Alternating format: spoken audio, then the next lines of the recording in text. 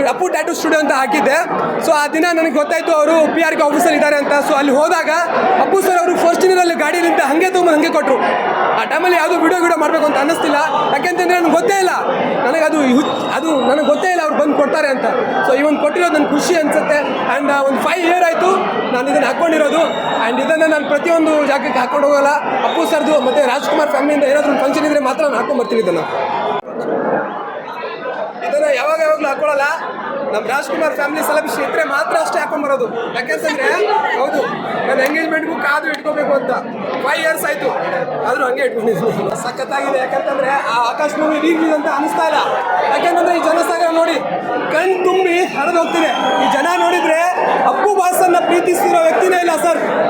ಚಿಕ್ಕ ಪುಟಾಣಿಯಿಂದ ವಯಸ್ಸಾಗಿರೋರಿಗೂ ಇಷ್ಟಪಡ್ತಾರೆ. ಆ ಮುದ್ದಾದ ನಗು ಸಿಗಬೇಕಂದ್ರೆ ಕಾಣಿ ಆಗಿಬಿಡಿ ಅಷ್ಟೇ, ಬಟ್ ಮನಸ್ಸಲ್ಲಿ ಸದಾ ಜೀವಂತ ಇದೆ ಆ ನಗು. ಪ್ರತಿಯೊಬ್ಬರು ಇಷ್ಟಪಡೋ ವ್ಯಕ್ತಿ ಮೆಮೊರಿಯಲ್ಲಿ ಆ ನಗು ಹಾಗೆ ಇದೆ. ಅಪ್ಪು ಸರ್ ಎಲ್ಲೂ ಹೋಗಿಲ್ಲ, ನಮ್ಮ ಜೊತೆ ಇದ್ದಾರೆ ಅಂತ ಹೇಳಕ್ಕೆ ಇಷ್ಟಪಡ್ತೀನಿ. ಅಪ್ಪು ಬಾಸ್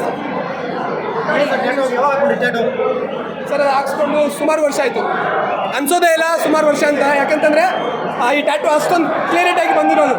ಈ ಥರ ಟ್ಯಾಟು ಯಾರು ಹಾಕಲ್ಲ. ಸೊ ಇದು ಹಾಕ್ಸ್ಕೊಂಡಿರೋದು ಯಾರು ರಾಜ್ಕುಮಾರ್ ಮೂವಿ ಮುಂಚೆ ಹಾಕ್ಸ್ಕೊಂಡಿರೋದು. ರಾಜ್ಕುಮಾರ್ ಮೂವಿ ಮುಂಚೆ ಹಾಕ್ಸ್ಕೊಂಡು ಅದಾದಮೇಲೆ ಅವ್ರು ಬರ್ತಡೇ ದಿನ ನಾನು ಬರಬೇಕು ಅಂತ ಬೆಂಗಳೂರಿಗೆ ಬಂದೆ. ಸೊ ಆ ಟೈಮಲ್ಲಿ ಮನೆ ಹತ್ರ ಹೋದಾಗ ಸ್ವಲ್ಪ ಸಿಗಲಿಲ್ಲ. ಯಾಕೆಂದರೆ ಆ ಒಂದು ಕ್ರೌಡು ಬೀಡು ದೂರದಿಂದ ನೋಡಿದ್ವಿ, ಖುಷಿ ಪಟ್ವಿ. ಇವಾಗೇನು ನೋಡಿದ್ವಲ್ಲ ರಮ್ಯಾ ಮ್ಯಾಮ್ನ ಆ ಥರ ನೋಡಿದ್ವಿ, ಬಟ್ ಖುಷಿ ಸಿಗಲಿಲ್ಲ. ಆದರೂ ಕೂಡ ಅವರನ್ನು ನಾನು 4-5 ಸೀಸನ್ ಮೀಟ್ ಮಾಡಿದೆ. ಅವರು ಪ್ರೀತಿಯಿಂದ ಮಾತಾಡ್ತಿದ್ರು. ಏನೇ ಒಂದಿದ್ರು ಕೂಡ ಅವರು ಪರ್ಫೆಕ್ಟ್, ಅಂದರೆ ಲೈಕ್ ಎ ನಾರ್ಮಲ್ ಪರ್ಸನ್. ಅವರು ರಿಚ್ಚು ಹೀರೋಯಿಸಮು ಅದಂತೂ ತೋರಿಸ್ತಿದ್ದಿಲ್ಲ.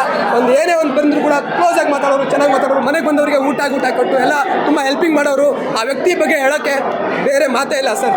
ಯಾಕೆಂತಂದರೆ ವಾಚ್ ಬಗ್ಗೆ ಹೇಳ್ತಾ ಇದ್ದೀನಿ. ವಾಚ್ ಬಗ್ಗೆ ಇದು ವಾಚ್ ಅಪ್ಪು ಸರ್ ಅವರು ನಾನು ಒಂದು ಅಪ್ಪು ಟ್ಯಾಟೂ ಸ್ಟುಡಿಯೋ ಅಂತ ಹಾಕಿದ್ದೆ.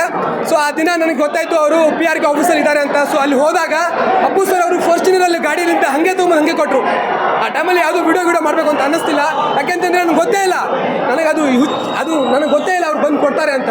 ಸೊ ಇವನ್ ಕೊಟ್ಟಿರೋದು ನನಗೆ ಖುಷಿ ಅನಿಸುತ್ತೆ. ಆ್ಯಂಡ್ ಒಂದು 5 year ಆಯಿತು ನಾನು ಇದನ್ನು ಹಾಕ್ಕೊಂಡಿರೋದು. ಆ್ಯಂಡ್ ಇದನ್ನು ನಾನು ಪ್ರತಿಯೊಂದು ಜಾಗಕ್ಕೆ ಹಾಕ್ಕೊಂಡು ಹೋಗಲ್ಲ. ಅಪ್ಪು ಸರ್ದು ಮತ್ತು ರಾಜ್ಕುಮಾರ್ ಫ್ಯಾಮಿಲಿಯಿಂದ ಏನಾದರೂ ಫಂಕ್ಷನ್ ಇದ್ದರೆ ಮಾತ್ರ ನಾನು ಹಾಕ್ಕೊಂಬರ್ತೀನಿ ಇದನ್ನು.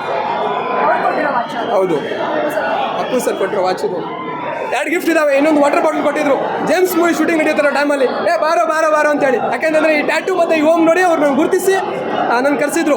ಸರ್ ಜೇಮ್ಸ್ ಮೂವಿ ಶೂಟಿಂಗ್ ಮಾಡೋ ಟೈಮಲ್ಲಿ ನಾನು 1 hour ಅವ್ರ ಅಪೋಸಿಟ್ ಇದ್ದೆ, ಜಸ್ಟ್ 10 feet ಅಷ್ಟೇ ಸರ್. ಯಾಕೆಂದರೆ ಒಂದು ಹುಚ್ಚನ ಮ್ಯಾಡ್ನೆಸ್, ಫ್ಯಾನ್ಸ್ ಅಂದರೆ ಒಂದು ಹುಚ್ಚನ ಇರುತ್ತಲ್ವಾ.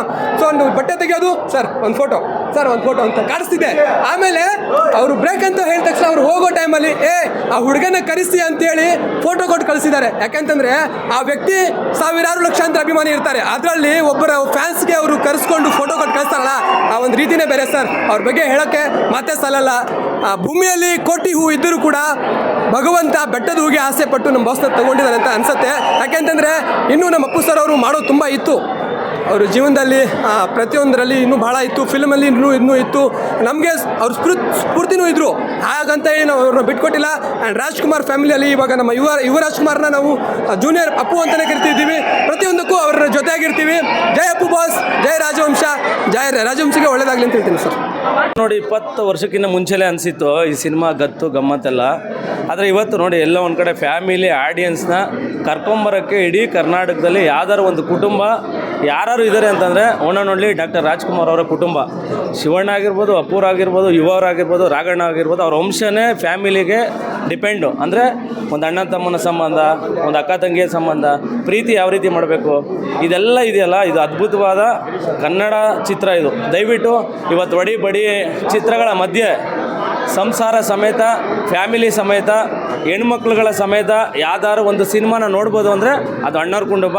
ಈ ಆಕಾಶದ ಎತ್ತರಕ್ಕೆ ಇವತ್ತು ನಿಂತ್ಕೊತಾ ಇದೆ. ಯಾರ್ಯಾರು ಆ ಕಾಲದಲ್ಲಿ ಅಪ್ಪುವ್ರದ್ದು ಆಕಾಶನ ಮಿಸ್ ಮಾಡ್ಕೊಂಡಿದ್ದೀರಾ, ಬಂದು ವಾಚ್ ಮಾಡಿ.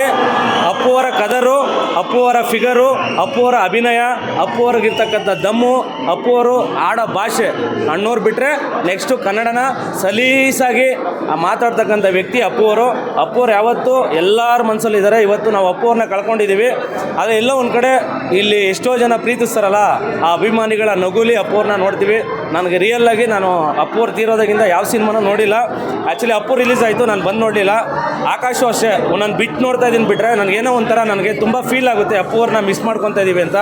ದಯವಿಟ್ಟು ಎಲ್ಲರೂ ಅಷ್ಟೇ, ಎಲ್ಲ ಅಭಿಮಾನಿಗಳು ಒಂದು ತೂಕ ಆದರೆ ನಮ್ಮ ಪವರ್ ಸ್ಟಾರ್ ಪುನೀತ್ ರಾಜ್ಕುಮಾರ್ ಒಂದು ತೂಕ.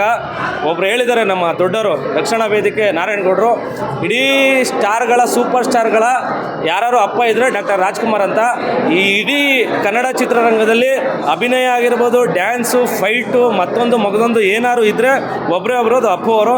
ದಯವಿಟ್ಟು ಅಪ್ಪುನ ನೋಡಿ, ಸಿನಿಮಾನ ಬಂದು ನೋಡಿ. ನಿಮ್ಗನ್ಸುತ್ತೆ ನೀವು ಇವಾಗ ಭೂಮಿ ಕೆಳಗಡೆ ನಿಂತ್ಕೊಂಡಿರ್ತೀರಾ, ಆಕಾಶ್ ಫಿಲಮ್ ನೋಡಿ ಆಕಾಶ ಥರ ಆಡ್ತೀರಾ. ಒಳ್ಳೇದಾಗಲಿ ಎಲ್ರಿಗೂ.